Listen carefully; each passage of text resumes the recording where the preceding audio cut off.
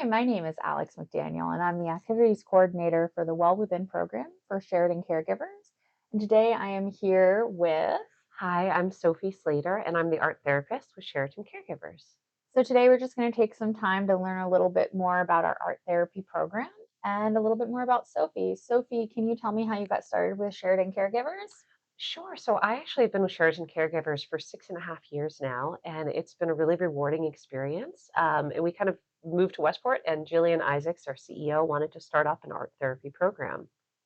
Excellent. So, with our art therapy program, we do both one on one work with clients as well as group work. Can you tell me a little bit about the one on one work you do with our clients? Sure. So the clients that I see one on one are receiving our caregiving services, and they're either in private homes or at assisted living communities.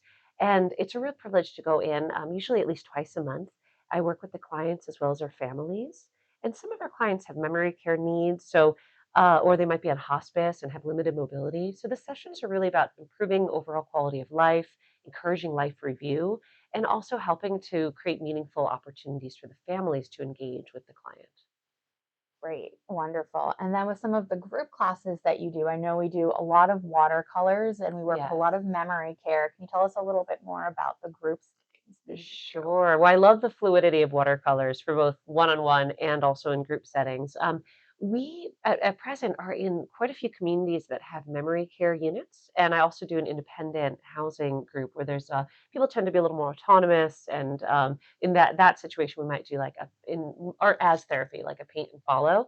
But in the memory care groups, it's really about building autonomy and again improving overall quality of life. So we might paint a mandala, for example, or create something linked to a common memory that we can share. So it's very, very rewarding. Wonderful. I know one of the things that we've done recently is fall foliage. And Yes. around the holidays, we do tend to do a lot of um, reminiscent type Mhm. watercolors, which is always very amazing. What are some of the challenges working with Alzheimer's and dementia memory care population in Yeah, that's a really powerful question. So it can be so hard when a loved one has a memory care need, whether it's Alzheimer's disease or Lewy body dementia or dementia from Parkinson's. And I think one of the issues is that we've lost the person who we once knew, right? Or to an extent, they're still there, but it's a different manifestation of who they are. And when they don't remember common memories or their short-term memories compromised, it can be frustrating. So one of the things that I feel I learned has been so helpful is just meeting the client or the individual where they are on any given day, meeting them in their reality and not contesting their reality, even if it doesn't quite align with what is going on in our. That's a really good point. In your opinion, what is the greatest benefit of art therapy for this population or for anyone in general? Yeah.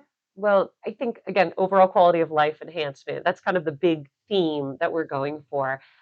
Life review, looking at a life and finding and celebrating the meaning that we have given to it. And also, the art can act as a transitional object after the loved one has passed away. So we have the things that we made in session together. It's kind of like a mark of their presence in their final years. Awesome. And then I always like to ask, what is your favorite kind of art to make? And have you found a way to use your personal passion and experience in the art that you like in your everyday sessions with our one on one and group?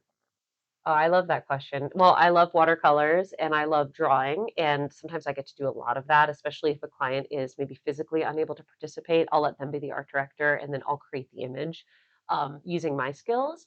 And then I also love cooking. I know that's unrelated, but to art, but for me, that's a huge art form, using my creativity in the kitchen. But Sophie, you bring up a good point.